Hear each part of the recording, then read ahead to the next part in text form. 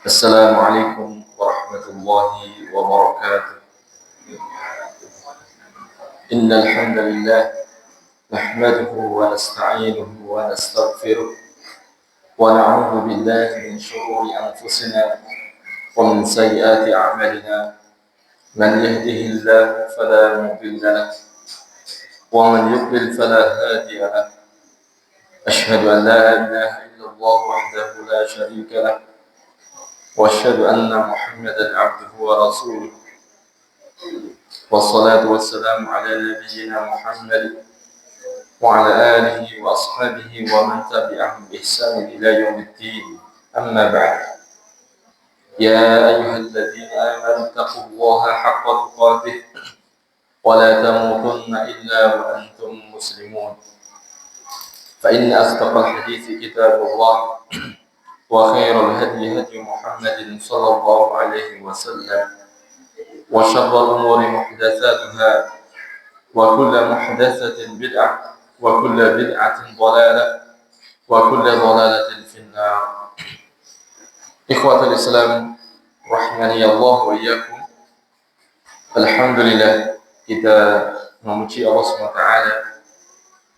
Kita telah dipertemukan kembali untuk melanjutkan pelajaran kita dari kitab yang membahas tentang manhaj firqah an-najiyah, yang di malam ini kita memasuki halaman ke-45, Asyirkul asghar wa anwa'uhu, syirik kecil dan macam-macamnya.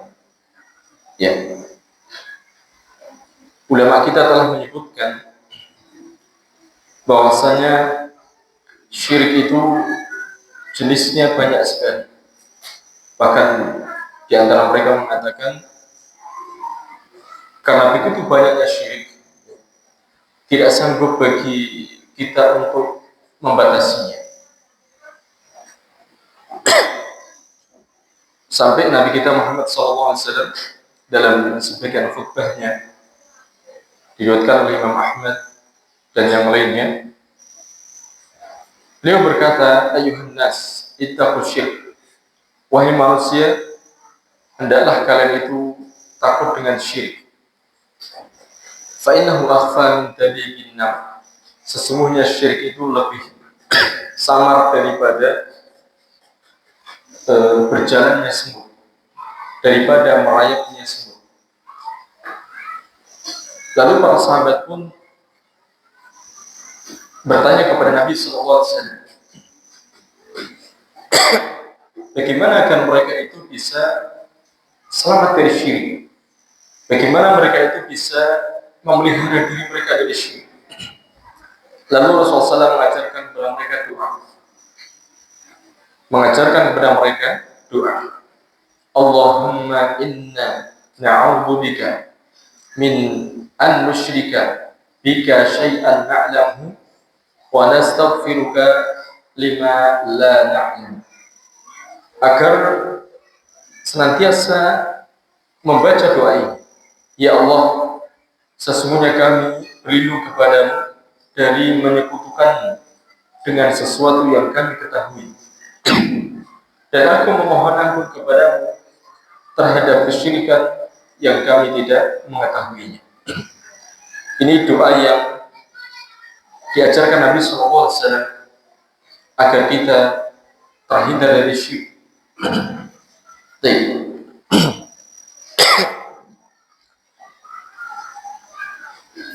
Akan tentunya di sini mu'alif tidak menyebutkan semua jenis-jenis syirik.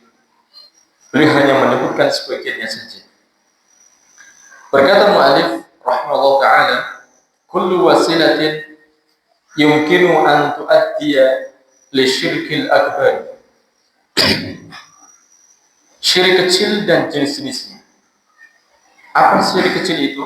Kata mu'alif, syirik kecil yaitu semua wasilah, semua sarana yang memungkinkan menghantarkan kepada syirik besar.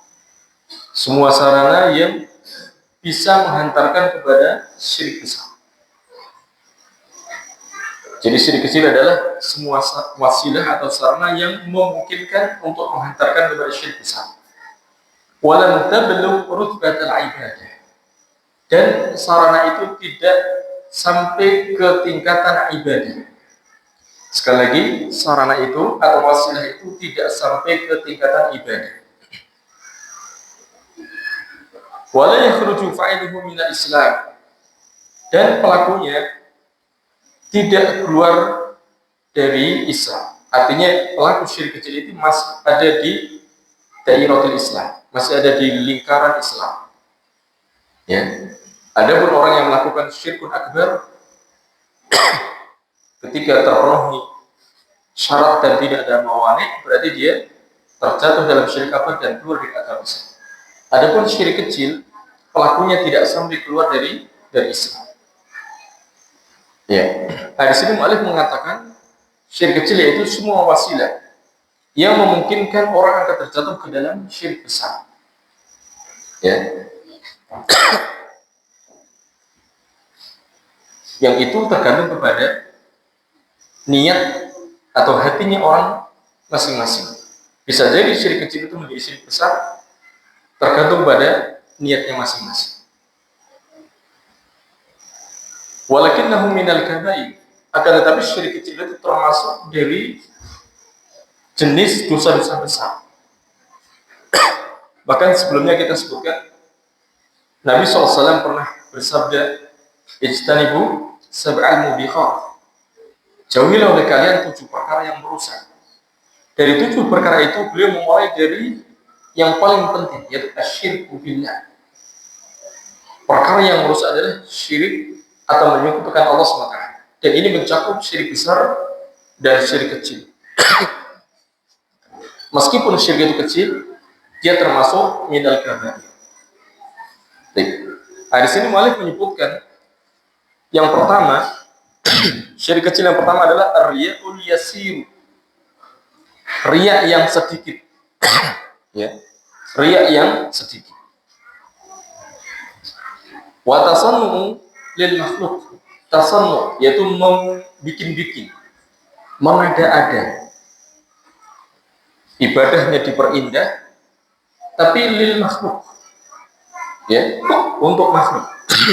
Misalnya sholatnya, bacaan Qur'annya, ya, dia lakukan itu untuk makhluk. Meskipun, ya, amalannya dia tunjukkan untuk Allah SWT, sholatnya untuk Allah. Akan tetapi muncul hal-hal ini di dalam dirinya. Dia menambah-nambah, menghias-hias amalnya karena ingin dilihat orang. Itu namanya riya. Ya, adapun amalannya bukan untuk Allah, tapi untuk makhluk.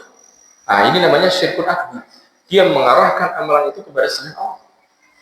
Ya, meskipun itu sholat, dia berdiri, dia rukuk, dia sujud, tetapi dia tujukan untuk selain Allah. Dia murni mengharapkan pujian manusia. Nah, ini seperti orang munafik. Ini munafik i'tiqadi, menjatuhkan seseorang kepada syirkun akbar.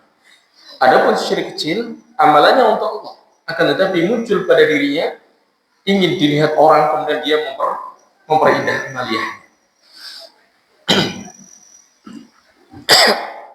Kal muslimin ladzi ya'malu lillahi wa yusalli billah.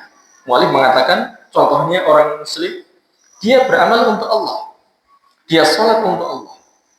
Walakinnahu yuhsinu salatahu, akan tetapi dia memperbagus salatnya, wa amalahu, dia memperbagus amalnya, liyamdahahun nas, agar manusia memuji dia. Salatnya untuk Allah, amalnya untuk Allah, tetapi dia perindah agar dapat pujian dari manusia. Allah Ta'ala berfirman, فَمَنْ كَانَ يَرْجُو لِقَاءَ رَبِّهِ فَلْيَعْمَلْ عَمَلًا صَالِحًا wala yusyrik bi ibadati rabbi ahada. Surat Al-Kahfi ayat 110. Siapa yang ia berharap memiliki roja untuk berjumpa dengan Rabb-nya. Yang dimaksud liqa di sini tidak ada makna lain kecuali berjumpa dan melihat. Melihat Allah. Yakni dia menghadap Allah dalam keadaan mukmin. Karena orang kafir tidak akan melihat Allah Subhanahu wa ta'ala. Orang kafir tidak akan melihat Allah SWT.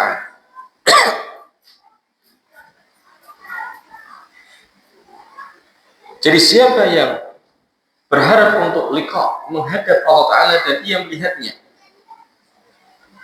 falyamal amalan salihah, maka hendaklah dia beramal dengan amalan yang saleh. Amalan yang saleh yakni kata para ulama, amalan yang sesuai dengan sunnah Nabi sallallahu alaihi wasallam. Wala yusyriku bi ibadati rabbi ahada. Kemudian ia tidak menyekutukan dalam peribadatannya kepada Allah, ibadahnya kepada Allah, salatnya untuk Allah, tapi dia sama sekali tidak menyekutukan dengan seorang pun, tidak memperbagus untuk dipuji oleh manusia. Ini syarat orang yang akan berjumpa dan melihat Allah SWT. Yang pertama adalah memurnikan ibadahnya min syawaibi syirk, dari noda-noda syirik. Kemudian dia beramal dengan amalan yang saleh, yakni amalan yang sesuai dengan apa yang Allah perintahkan dan apa yang diajarkan Nabi Sallallahu Alaihi Wasallam. Nah, ayat ini menjadi dalil tentang syirik kecil, yakni riya. Ya. Wa qala Rasulullah Sallallahu Alaihi Wasallam, dan bersabda Rasulullah Sallallahu Alaihi Wasallam, Inna akhwafa ma akhafu alaikum asyirkul asghar. Sesungguhnya yang paling aku khawatirkan, ya, akhafu alaikum, yang aku takutkan atas kalian, kata para ulama, ini khitabnya kepada para sahabat. Kalimat ini ditunjukkan kepada para sahabat, yang padahal para sahabat adalah khairun nas, sebaik-baik manusia. Sebagaimana firman Allah Ta'ala, kuntum khairan nas kuntum khairan umat ukhrijat linnas.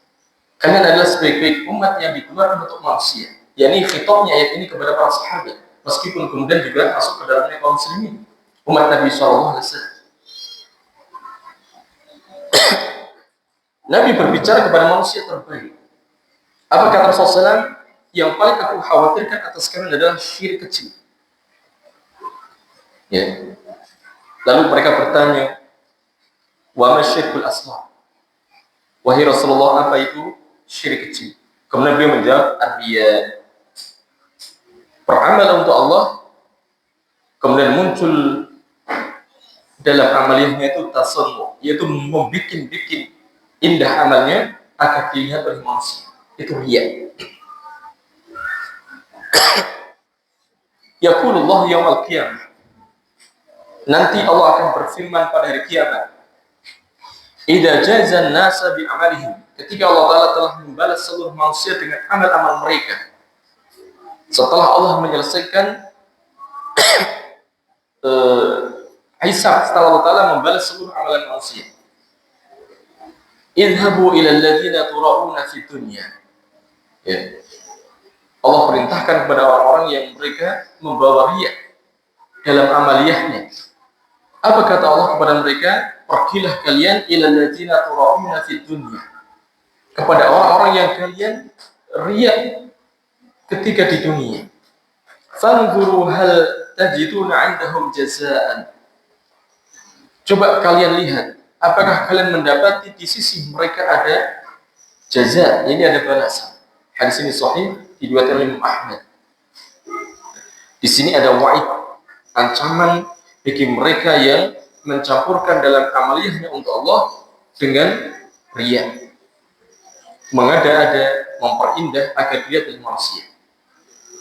Oleh karena itulah salafus salih, ya, sebagaimana yang kita sering dengar dari asatidzah kita baca, mereka orang-orang yang paling pintar dalam menyembunyikan amal mereka, orang-orang yang paling berhati-hati terhadap riya. Ya.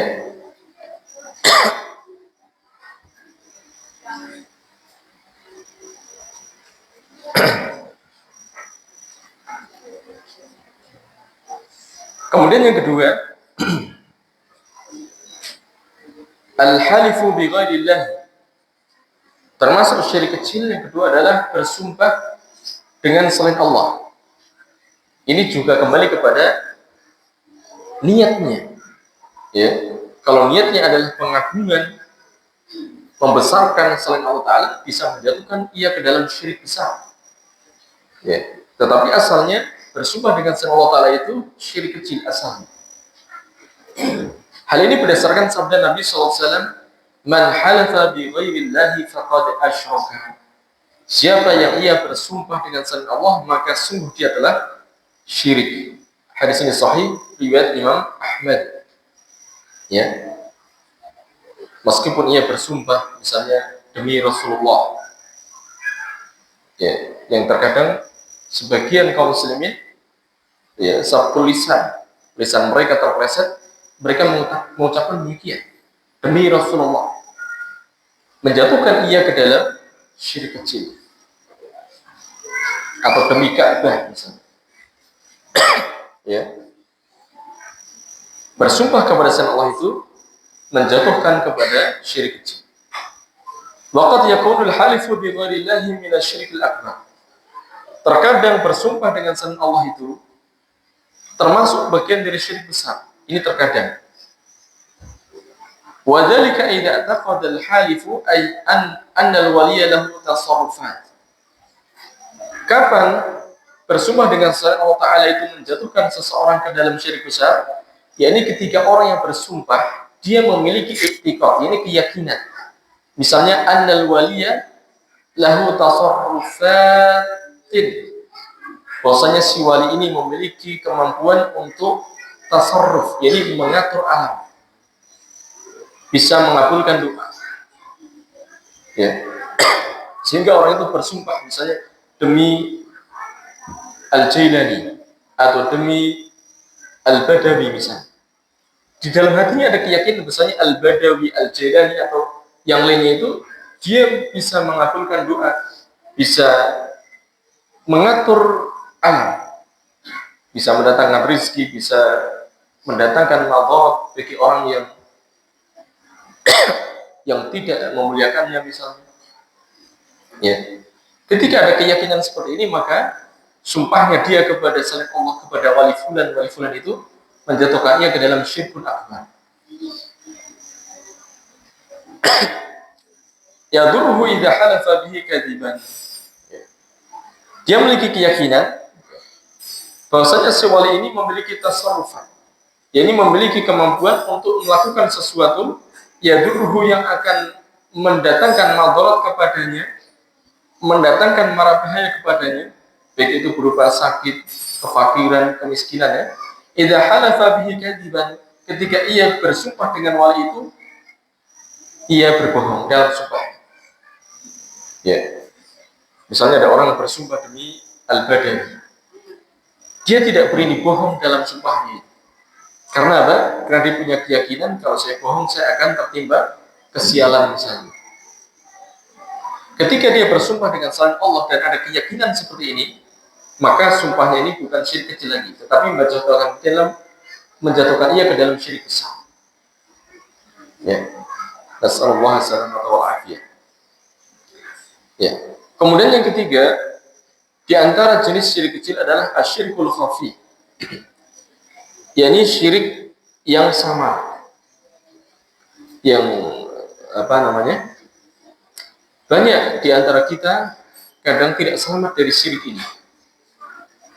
Wa fassarahu Ibnu Abbas radhiyallahu ta'ala anhu bi qouli rajuli li sahibi.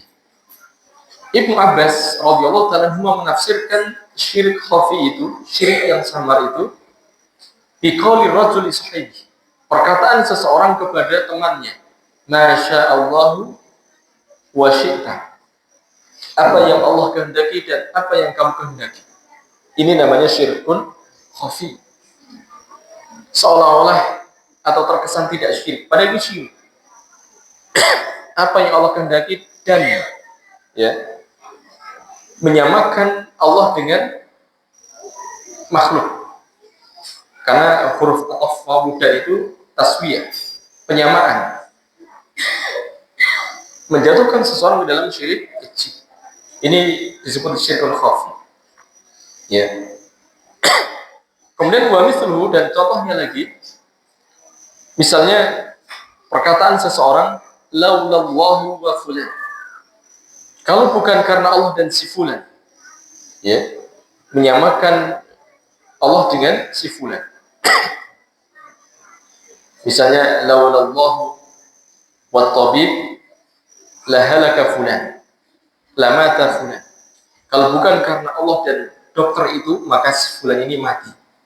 Menyandingkan Allah dengan dokter. Laulallahu wat tabib la mata fulan. Ini menjatuhkan seorang ke dalam syirik khafi. Ya. Padahal dia membawa nama Allah. Kalau bukan karena Allah dan supir itu, supir yang bari, ini supir yang lincah itu, la halakna, maka kita akan binasa. Menggabungkan Allah dengan makhluk supir, seolah-olah ini tidak syirik, tapi ini syirik. Kalimat ini seringan-ringan kalimat, tapi tetap syirik. Dan lebih parahnya lagi, sudah tidak menyebut nama Allah. Kalau bukan karena dokter, kalau bukan karena supir, kalau bukan karena polisi, ya, sudah tidak menyebut nama Allah. Ini lebih berat lagi. Lebih berat lagi. Ya. Wa yajuzu an taqul wa yajuzu an naqul lawla Allah tsumma fulan. Yang boleh, yakni kita katakan kalau bukan karena Allah kemudian si fulan. Ah, ini boleh.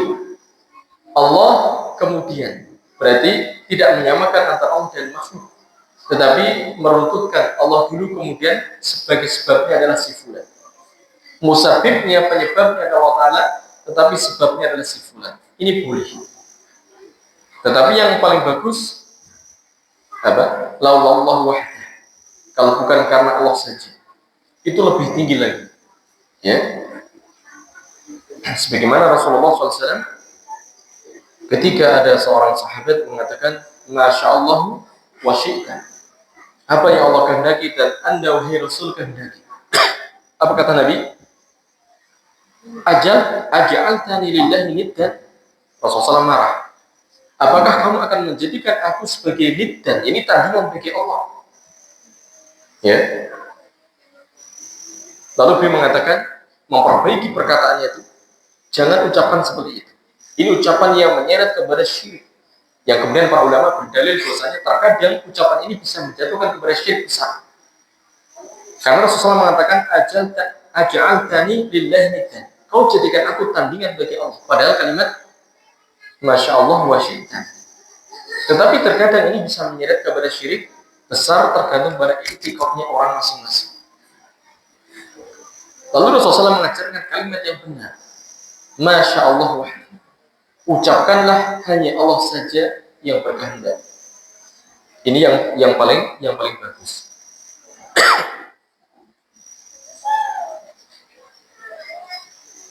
Wa qala sallallahu alaihi wasallam, bersabda Rasulullah SAW, la taqulu masya Allah wa sya'a fulan. Jangan kalian mengucapkan apa yang Allah kehendaki dan apa yang fulan kehendaki. Walakin qulu, akan tapi ucapkanlah masya Allah summa fulan. Ucapkanlah apa yang Allah Ta'ala kehendaki, kemudian apa yang fulan kehendaki. Nah, kalimat ini boleh. Ya, karena tidak ada taswiyah, penyamaan antara Allah dengan makhluk. Hadis ini sahih riwayat Imam Ahmad. Ya. Nah, ini yang kita sebutkan tadi adalah dari beberapa macam syirik kecil. Yang hendaknya seorang mukmin yang muwahhid dia berupaya untuk menjauhi hal-hal yang menyeret ia kepada syirik, meskipun itu syirik kecil. Dia akan berupaya menjaga lisannya, ya, agar dia tidak terjatuh dalam syirik kecil. Sebenarnya di sana masih banyak. Di antaranya misalnya orang yang mutawakkil ala sebab, orang yang bersandar kepada sebab. Ini menjatuhkan dia kepada syirik kecil. Tetapi bisa juga menjatuhkan kepada syirik besar. Misalnya apa? Kalau tidak kerja tidak makan. Ya. Atau misalnya apa? Perkataan yang hampir seolah benar itu. Usaha tidak akan Seperti itu ya. Nah, ini menjatuhkan orang kepada syirik kecil yang kita harusnya berhati-hati. Kalau dalam kitab Fathul Majid itu ada beberapa contoh. Laulal baq, kalau bukan karena soang, apa itu? Bebek, apa? Banyak. La dakhala lisu fil bait, maka malik akan masuk ke dalam rumah. Ini menjatuhkan seseorang dalam syirik kecil. Ya, seperti itu. Maka seorang mukmin itu dia berupaya untuk berhati-hati. Dan para ulama dalam kitab-kitab tentang akidah atau tentang tauhid itu, mereka punya pembahasan khusus tentang al-hadhir min asy-syirk, mewaspadai syirik. Karena syirik itu sebagaimana sebenarnya tadi, akhfa min dabibin nama, lebih sama daripada jalannya semut. Nah, bahkan Khalilur Rahman Ibrahim alaihissalam, setingkat beliau yang beliau disebut dengan Abul Anbiya, bahkan dikatakan Abul Muwahhidin, bapaknya orang bertauhid. Beliau sendiri itu takut akan terjatuh ke dalam syirik. Sampai Allah Ta'ala menukilkan perkataannya dalam Al-Quran, di antara doanya apa? Wajnubni wa baniya an na'budal asnam. Jauhkanlah aku pada Ibrahim dan anak-anakku dari menyembah patung. Ya, padahal itu Ibrahim alaihissalam. Padahal ikhwah, kata para ulama, asnam itu memiliki fitnah. Yani patung itu bisa mendatangkan fitnah. Tetapi fitnahnya asnam masih ringan dibandingkan fitnahnya kubur. Orang akan lebih terfitnah dengan kubur daripada kepada patung. Oleh karena itu Rasulullah SAW mentahzir, memperingatkan umat ini dari apa? Bahayanya kuburan. Sebelum beliau wafat, menjelang wafat 5 hari dalam beberapa riwayat, beliau sampaikan terkait dengan hal-hal ini. Beliau mengatakan la'natullah ala yahud wa nasara ittakhadhu qubur anbiya'ihim masajid. Allah melaknat Yahudi dan Nasrani, mereka menjadikan kubur-kubur para nabi mereka sebagai tempat ibadah. Ya, imma dibangun masjid atau imma dia berzikir, berdoa, baca Al-Quran atau sholat di sana. Itu sudah masuk ke dalam bagian menjadikan kuburan sebagai masjid. Nah, kata para ulama, fitnah kubur ini lebih berat, lebih asyik. Ya, lebih berat fitnahnya daripada berhala. Sampai Rasulullah SAW di antara doanya, Allahumma la taj'al qabri wathanan yu'bad. Ya Allah, jangan jadikan kuburanku sebagai berhala yang disembah. Sampai kemudian Aisyah radhiyallahu anha mengatakan, di antara sebab kenapa Rasulullah SAW tidak dikuburkan di Baqi', ya, di antaranya ini, khawatir nanti kuburan Rasulullah SAW itu dijadikan berhala. Yakni kata para ulama, fitnahnya kubur itu lebih berat daripada fitnahnya patung. Tetapi lihat bagaimana Khalilur Rahman ini, Ibrahim alaihissalam, beliau mengkhawatirkan dirinya sekelas Ibrahim terjatuh dalam fitnah menyembah patung.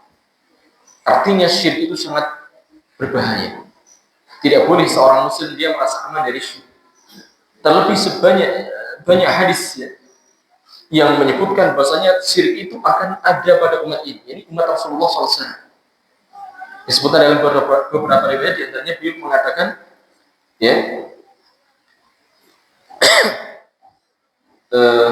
tidaklah tegak hari kiamat sampai nanti kabilah-kabilah besar di umat ini mereka akan menyembah berhala. Dan apa yang disampaikan Nabi itu pasti terjadi, karena ini wahyu, pasti akan terjadi. Di antara hadis inilah yang kemudian tidak boleh seorang muslim itu merasa aman dari syirik. Dan kalau kita renungkan ikhwan di hari ini, ya, apa yang disampaikan Nabi itu sudah kita saksikan.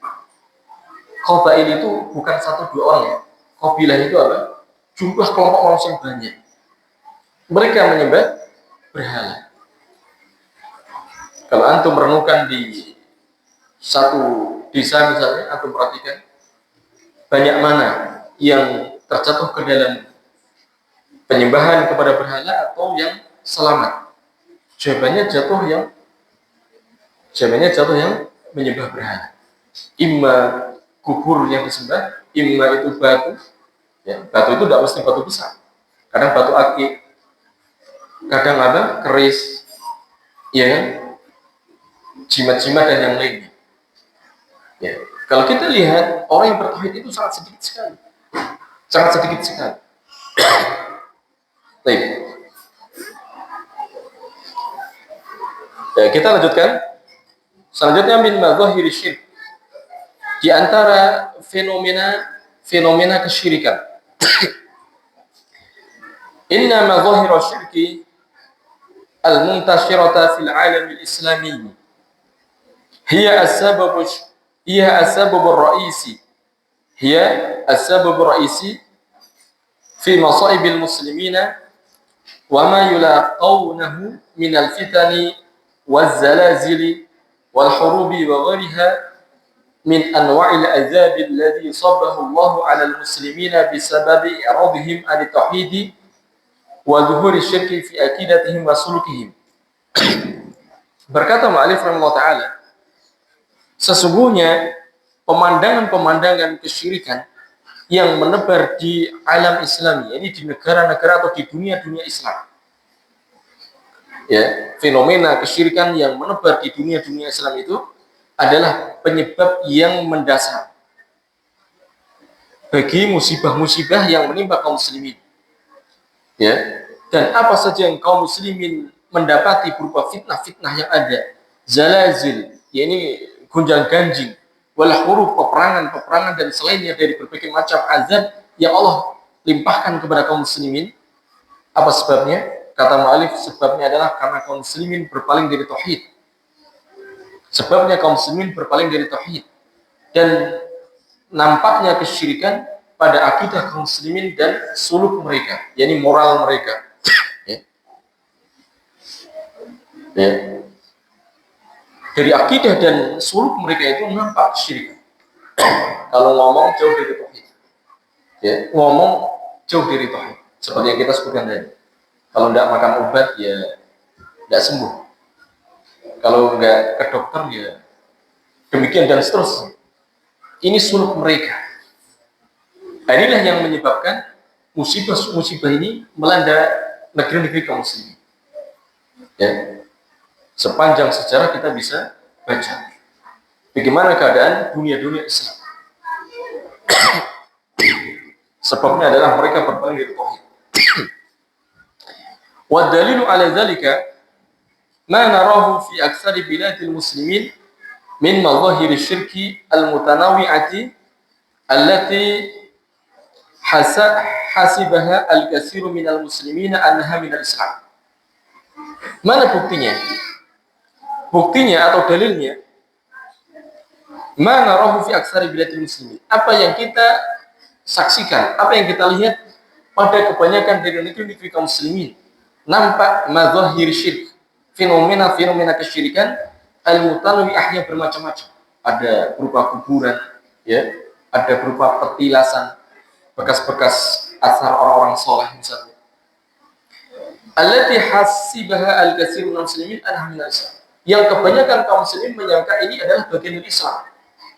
Membangun kuburan, kemudian ibadah di samping kubur, itu bagian dari Islam. Ini yang dianggap oleh kebanyakan kaum muslimin. Ya. Membikin jimat, ya. Terus apa lagi? Memiliki keris, senjata-senjata yang dianggap berkaramah, disangka oleh kebanyakan kaum muslimin adalah bagian dari Islam. Ya, bahkan dulu ketika kita belajar di pondok itu, kalau pulang tidak kebal, kalau pulang dari pondok tidak kebal, belum dikatakan santri. Ya. Jadi pondok itu pulang harus jadi orang sakti. Ya. Gimana ya? Dianggap itu bagian dari Islam. Dan kitab-kitabnya ada. Ya, ini kitabnya berbahasa Arab. Syamsul Ma'arif, Mambaul Hikmah, Khazanatul Asra. Ditulis dengan bahasa Arab. yakni dengan tulisan Arab. Sehingga orang-orang juhala menganggap ini adalah bagian dari Islam. Semua yang Arab is Islam. Seperti itu ya.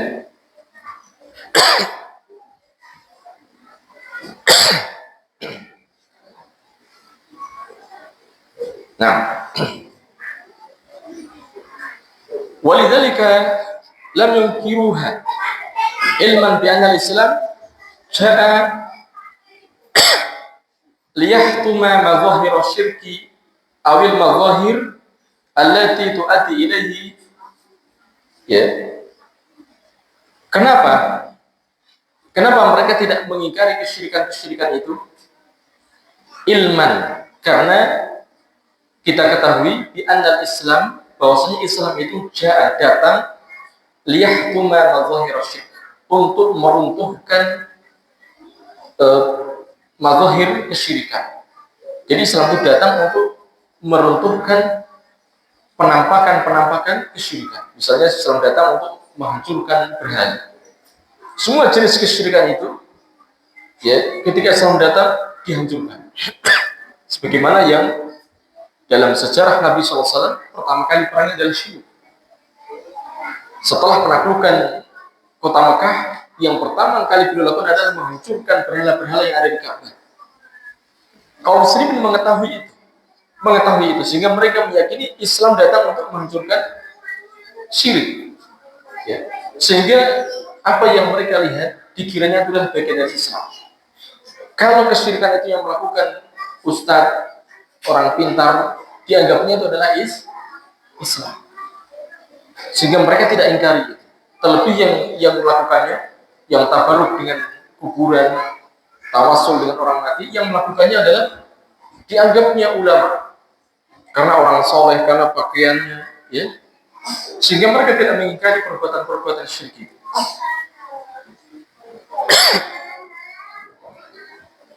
Wa ahammu hadhil mazahir. Kemudian beliau menyebutkan, dan yang paling urgent dari yang nampak kesyirikan-kesyirikan itu adalah yang pertama. Kesyirikan yang paling nampak yang pertama adalah doa ghairillah. Berdoa kepada selain Allah. Ini sudah jelas sekali. Biasa kaum muslimin melakukan demikian ini. Wa yadharu dzalika fil anashidi wal qasaidi allati tuqalu fi munasabati al-ihtifali bil maulid aw bi dzikra tarikhiyah qad sami'tuhum yumshidun atau yumshidun. Ya. Doa kepada selain Allah ini nampak dalam nasyid-nasyid, nyanyian-nyanyian, qasidah-qasidah yang dibaca di momen-momen bertepatan dengan ihtifal, apa itu? Perayaan-perayaan Maulid. Ya. Atau bidzikra tarikhiyah, atau ketika menyebutkan sejarah dalam kitab-kitab mereka. Yang kata beliau, aku telah mendengar mereka melantunkan, misalnya ini lagunya populer sekali, ya. Ya Imamar Rusuli, ya sanadi, anta babullahi wa mu'tamadi, wa fi dunyaya wa akhirati, ya Rasulullah khudh biyadi, ma yubaddiluni usran yusran illaka ya tajal hadrati, ya tajal hadrah. Ya. Ini qasidah yang dibaca ketika perayaan Maulid, yang kalau kita baca artinya, mereka menyambat Nabi SAW, ya Imam Rasul, wahai imamnya para Rasul, yang dimaksud Nabi SAW.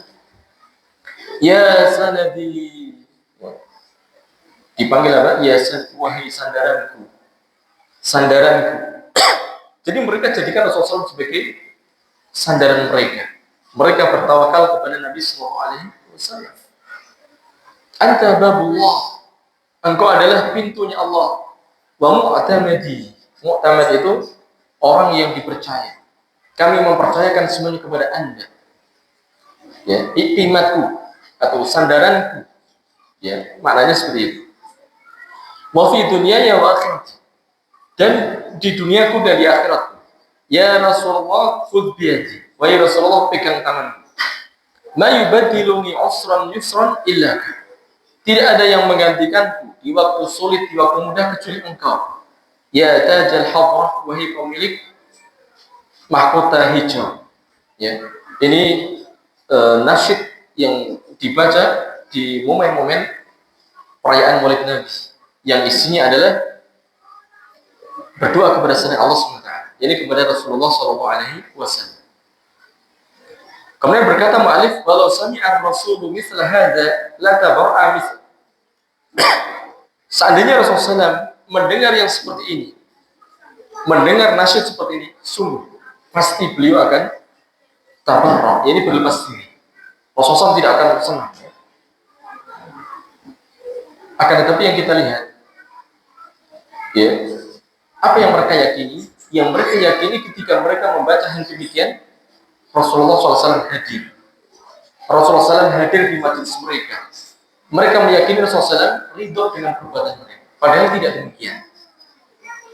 Ya, justru kebalikannya. Rasulullah SAW pasti akan berlepas diri dari mereka.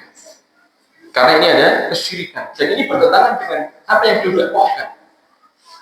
Ya, sampai menjelang wafatnya. Mislu id la yubaddilu al-usra bil yusri illa Allah wahdah. Contohnya ada, karena tidak ada yang bisa mengganti kesulitan dengan kemudahan kecuali hanya Allah. Nabi tidak sanggup. Ya. Nabi tidak sanggup menggantikan kesulitan menjadi mudah. Yang bisa melakukan hanya Allah. Akan tetapi dalam nasyid tadi dikatakan tidak yang menggantikan kesulitan dengan kemudahan kecuali Engkau. Ini jelas-jelas kesyirikan yang Rasulullah SAW berlepas diri dari hal itu. Wa mithluha qasaidu syi'ri allati tuktabu fil majallati wal kutub. Dan yang semisal dengannya ada qasidah-qasidah syair yang ditulis di dalam majalah-majalah dan kitab-kitab. Wa fiha di antaranya di dalamnya ada talabul madad wal aun wa nasr min ar-rasuli wal awliya'i was salihin wal al-ajizin an tahqiqiha. Yang tertulis di dalam majalah-majalah atau kitab-kitab mereka, ya, kitab-kitab orang-orang sufi di antaranya. Di dalamnya terdapat permohonan pertolongan, talabul madad, meminta pertolongan, aun, meminta bantuan, wa nasr, ya, nasr itu pertolongan juga atau kemenangan, meminta kepada Rasul, meminta kepada para wali, orang-orang soleh, yang semuanya itu ajizin, lemah, tidak sanggup untuk mewujudkan pertolongan itu. Ya, ini ada di kitab mereka. Ya, adik-adik tidak boleh berisik, mengganggu yang sedang belajar. Bahkan di tengah-tengah kaum muslimin ada yang merutinkan membaca manaqib, ya, manaqib Syekh Abdul Qadir Jilani yang semuanya itu mau'at dipalsukan atas Syekh Abdul Qadir Jilani. Saatnya beliau hidup dia akan berlepas diri mereka. Di antaranya mereka lantunkan, ya, nyanyian-nyanyian atau nasyid-nasyid kita katakan yang intinya memohon kepada Allah. Mereka menyambat-nyambat para wali, ya Rijalullah, ya Aqtab, ya Amjad, ya Ghaus, disebutkan nama-nama para wali. Jadi yang mereka yakini. Jadi wali itu menurut mereka itu ada wali kutub, ada wali badal. Ini versi pembicaraan mereka. Kemudian mereka habisnya. Dalam lantunannya itu ada seperti itu. Ya, ini fenomena yang kita saksikan di tengah-tengah kaum muslimin yang berdoa kepada selain Allah SWT, yang ini jelas-jelas kesyirikan.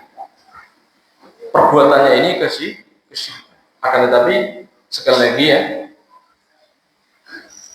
kita tidak bisa mengatakan pelakunya pasti musyrik terjatuh dalam syirkul akbar. Ya. Karena sebagaimana kata ulama, menghukumi seseorang itu harus terpenuhi dua hal. Yang pertama apa? Terpenuhi syarat, yang kemudian tidak ada mawani. Ini bukan urusan kita untuk menghukumi orang. Akan tetapi kita belajar hal seperti ini agar kita bisa menjauhi dari jenis-jenis kesyirikan itu.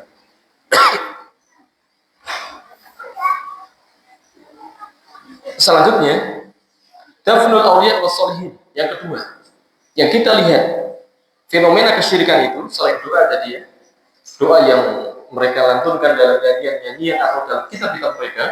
Selanjutnya dafnul awliya. Kita saksikan bagaimana mereka itu menguburkan para wali was sholihin dan orang-orang soleh fil masajid, dikuburkan di masjid-masjid. Ya, dikuburkan di masjid-masjid. Dan kata Syekh Soleh Fauzan hafizallahu taala, yang paling berjasa menebarkan kesyirikan ini, yakni masjid dibangun, kuburan dibangun, adalah orang-orang sufi yang di waktu itu apa? Di zamannya Turki Utsmani, ya, barangkali antum tahu gitu ya. Jadi Turki Utsmani itu ketika mereka menaklukkan negeri kaum muslimin, mereka melariskan kesyirikan berupa apa? Membangun kubur-kubur orang-orang saleh. Di antaranya, barangkali antum tahu, kuburannya seorang sahabat Abu Ayyub Al-Ansari. Di mana itu? Di mana? Di benteng Konstantin. Ya. Dibuat kuburannya itu menjadi apa? Masjid. Ya. Fatara fi aksari biladil muslimin al-qubur fi ba'dil masjid. Maka Anda saksikan di kebanyakan negeri-negeri Islam, kubur-kubur itu ada di dalam sebagian masjid-masjid. Waqad buyinat 'alaihal qubur. Kuburan diletakkan di masjid, bukan hanya seperti itu, tapi dibangun di atas kuburannya ada kubah-kubah. Wa ba'dun nas yas'alunaha min dunillah. Sebagian manusia memohon atau meminta kepada kubur-kubur ini selain mereka meminta kepada Allah. Mereka minta kepada Allah, tapi juga meminta kepadanya. Waqad nahar Rasulullah SAW dan Rasulullah SAW telah melarang dari perbuatan itu dengan sabdanya, la'anallah al-yahuda wan nasara ittakhadhu qubur anbiya'ihim masajid. Muttafaqun alaih. Allah melaknat Yahudi dan Nasrani, mereka menjadikan kubur-kubur para nabi mereka masjid-masjid. Ini tempat ibadah.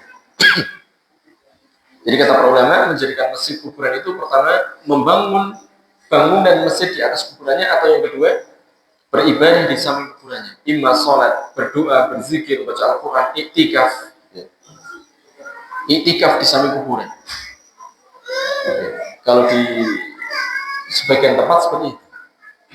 Bahkan saya pernah melihat di Kudus itu, ada Sunan Kudus itu. Di sana ada beberapa santri penghafal Quran. Mereka seusai mereka khatam 30 juz, mereka iktikaf di kuburannya wali ini, kemudian mereka menghatamkan bacaannya. Ya. Nah, ini diantara fenomena yang kita saksikan. Fa idza kana dafnul anbiya'i fil masajid laisa masyru'an. Kalau seandainya menguburkan para nabi di masjid saja tidak boleh, yakni tidak diperintahkan, berarti muharram. Fa kaifa yajuzu dafnul masyayikh wal ulama? Terus bagaimana menguburkan para syekh dan para ulama? Tentu lebih tidak boleh lagi. Ilman bi anna hadzal madfuna qad yud'a min dunillah. Karena kita tahu bahwasanya orang yang dikuburkan ini terkadang akan diminta selain mereka meminta kepada Allah. Fayakunu sababan li husuli syirk. Maka ini akan menjadi sebab terjadinya kesyirikan. Wal Islamu yuharrimu syirk wa yuharrimu wasailahu. Islam itu bukan hanya sekedar mengharamkan syiriknya, tapi juga sarana-sarananya. Kuburan di dalam masjid ini menjadi sarana. Kuburan dibangun, dibikin kubah, ini juga menjadi sarana. Ini diharamkan dalam Islam. Ya, al-mu'addiyati ilaih, yang sarana ini bisa menghantarkan kepada syirik. Nah, baik ya, kita simak adzan dulu. Alhamdulillah wassalatu wassalamu ala rasulillah wa alihi washabihi ajmain.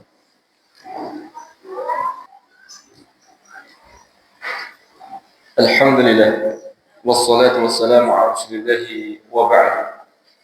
Ya, kita lanjutkan ikhwah. Selanjutnya yang ketiga, yang nampak kesyirikan di negeri Islam adalah an-nadhru lil awliya, yakni bernazar kepada para wali.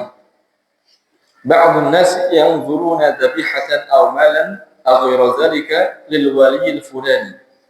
Sebagian manusia mereka bernazar menyembelih atau misalnya bernazar dengan harta mereka atau selain itu untuk wali fulan.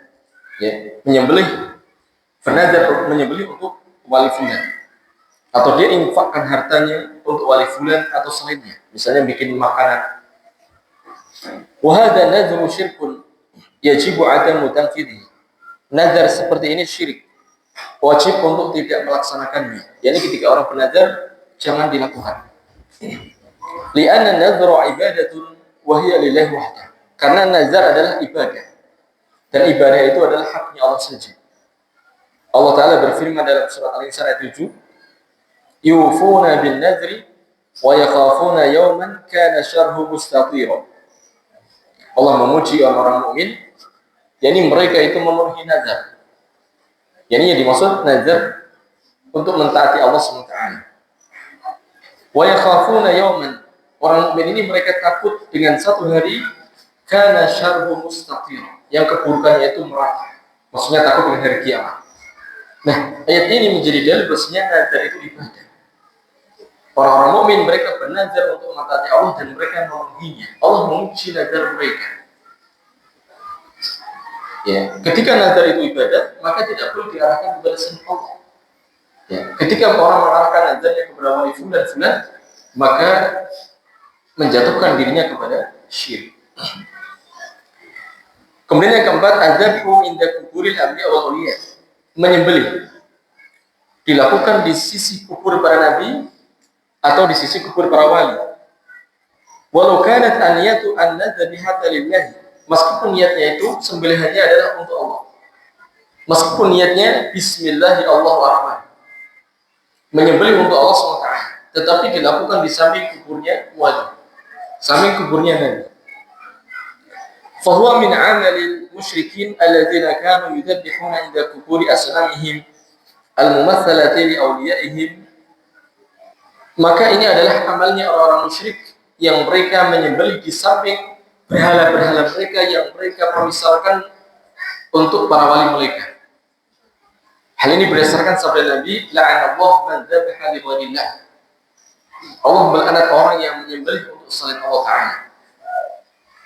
Disebutkan dalam hadis, ada seorang sahabat, dia bertanya kepada Nabi SAW, bahwasanya dia telah bernazar untuk menyembelih di tempat anu. Ya. Lalu Rasulullah tanyakan, apakah di tempat itu ada berhala? Apakah di tempat itu ada berhala yang disembah? Dia katakan tidak ada. Apakah di situ ada perayaan orang-orang jahiliyah, yakni orang kafir? Jam lagi tidak ada. Nah, kalau begitu silahkan. Ini menunjukkan bahwasanya satu darai ini adalah menutup rapat-rapat supaya orang tidak terseret kepada syirik. Kesyirikan itu dilarang, wasilahnya atau perantaranya juga terlarang. Menyembelih di samping kuburan meskipun untuk Allah, ini adalah wasilah kepada syirik, maka hukumnya haram. Kemudian yang kelima, at-tawafu haula kuburil anbiya'i wal awliya. Tawaf, yakni tawaf itu keliling, mengelilingi sekitar di area kuburnya para nabi atau para wali. Ya. Kal-Jilani, seperti tawaf di kuburannya Al-Jilani, yakni Syekh Abdul Qadir Al-Jilani, wal-Rifai, wal-Badawi, wal-Husayn, wa ghairihim, dan selain mereka. Lianna tawafa ibadatun la yajuzu illa haula al-Ka'bah. Karena tawaf itu ibadah, maka tawaf itu tidak boleh dilakukan kecuali di sekeliling Ka'bah saja. Tawaf itu hanya di sekeliling Ka'bah saja. Liqaulihi ta'ala, ini berdasarkan firman Allah, wal yatawafu bil baitil atiq. Hendaklah mereka itu tawaf di baitil atiq. Ini di rumah yang sudah kuno, maksudnya Ka'bah. Inna awwala baitin wudi'a lin-nasi lillazi bi Bakkah. Lalladzi bi Bakkah. Rumah Allah yang pertama kali diletakkan di muka bumi adalah yang ada di Bakkah, yakni di Mekah. Maksudnya Allah perintahkan agar kita tawaf hanya di Ka'bah saja. Dan ini menunjukkan tawaf itu ibadah, karena Allah Ta'ala perintahkan. Maka tidak boleh seseorang itu tawaf di selain Ka'bah. Kemudian yang ketujuh, as-sholatu ilal kubur. Sholat menghadap kubur. Ya. Barangkali antum merasa aneh ya. Mosok ada. Ya, orang sujud. Ya. Nanti kita akan sebutkan Syekh menceritakan ada pengalaman orang yang sujud kepada kuburannya Al-Jilani. Ketika diingatkan kiblat ke sana, dia bilang anta wahabi, ya. Baik. As-shalatu ilal kubur, salat menghadap kubur, wa hiya ghairu jaiz. Ini tidak boleh. Berdasarkan sabda Nabi SAW, la tajlisu 'alal kuburi wa la tusallu ilaiha. Rawahu Muslim. Jangan kalian duduk di atas kubur. Yang dilarang di atas kubur, bukan di area kuburan. Adapun di area kuburan, di sela-sela, bukan di atas kuburnya, maka tidak masalah. Ya, karena saya pernah melihat ada tokoh dari organisasi yang dia melarang jamaahnya untuk duduk di kuburan, tidak boleh duduk. Ya, dia pahami dari terjemahan hadis. Nah, ini diantara kekeliruan ya. Belajar itu tidak hanya sekedar membaca terjemahan atau dari buku, tetapi kita harus simak dari para ulama.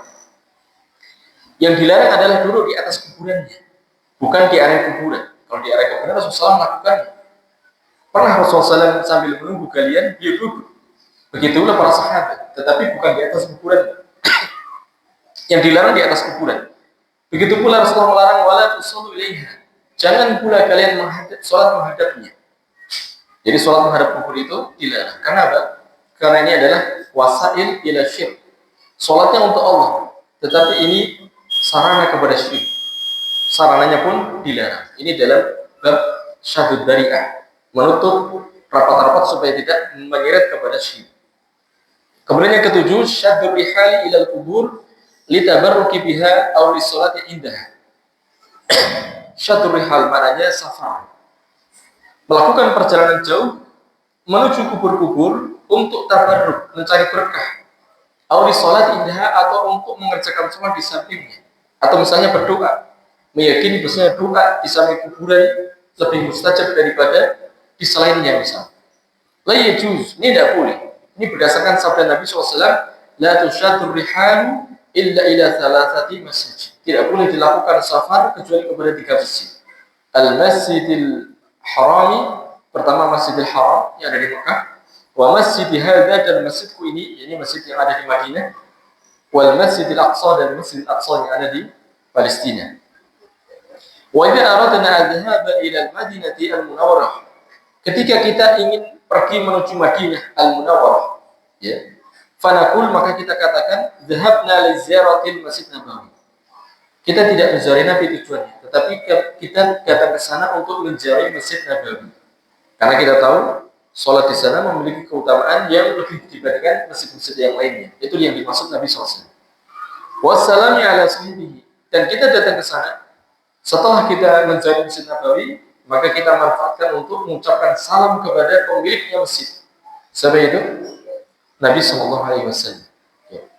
Kalau antum lihat di dalam kitab Sahih Muslim, ketika Rasulullah memilih tanah yang dijadikan Masjid Nabawi itu, ya, Rasulullah melepas untanya, kemudian pemilik kebunnya itu, beliau ingin serahkan kepada Nabi SAW dengan cuma-cuma, maksudnya diwakafkan.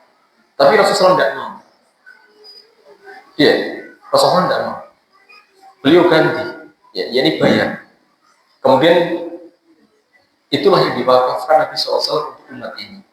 Ya, maka kita katakan masjid itu milik Nabi SAW. Sebagaimana dikatakan oleh Dajjal. Dajjal mengatakan apa itu? Istananya Muhammad. Ya. Dajjal mengatakan istananya Muhammad SAW. Ya. Kemudian yang ke-8, al-hukmu bi ghairi ma anzalallah. Yang kita saksikan bentuk kesyirikan adalah berhukum dengan selain apa yang Allah Ta'ala turunkan. Kal hukmi bil qawanin al-wada'iyati al-mukhalifati lil Qur'anil Karim wa sunnati sahihati.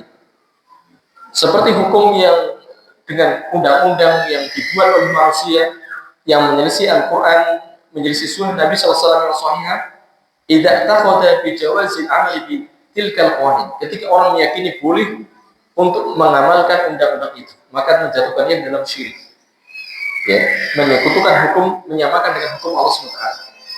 Wa mithluha al-fatawa allati tasduru an ba'dil masyayikh. Begitu pula semisalnya adalah fatwa-fatwa yang muncul dari sebagian para syekh, wa hiya tata'aradu ma'an nususil islamiyah. Ternyata fatwa ini bertentangan dengan nas-nas Islam. Contohnya kata tahlilir riba, ada sebagian syekh menghalalkan riba. Ini bertentangan dengan nas-nas Islam. Maka tidak boleh kita mengamalkan dan meyakini kebolehannya. Meskipun itu syekh. Nah, tapi kan ini syekh misalnya. Alladzi a'lana Allahu al-harba ala kafa'ili. Yang Allah telah menampakkan permusuhan, peperangan kepada orang yang melakukannya. Ya. Kemudian yang terakhir yang kesembilan, ta'atul hukam awil ulama awil masyayikh fi amrin yukhalifu nas al-Qur'an aw sahih sunnah wa hadha yusamma syirk ta'ah. Yang terakhir dalam kitab ini yaitu mentaati para hakim atau ulama atau para masyayikh dalam perkara yang menyelisihi nas Al-Qur'an atau yang sahih dari sunnah. Yang ini disebut dengan syirk ta'ah. Ya. Ini berdasarkan sabda Nabi SAW, la ta'ata li makhlukin fi ma'siyatil khaliq. Tidak boleh seseorang mentaati makhluk meskipun itu seorang syekh dalam memaksiati Allah SWT. Ketika ucapan syekh itu bertentangan dengan Al-Quran dan hadis, kita tinggalkan. Allah Ta'ala berfirman, ittakhadhu ahbarahum wa ruhbanahum arbaban min dunillah.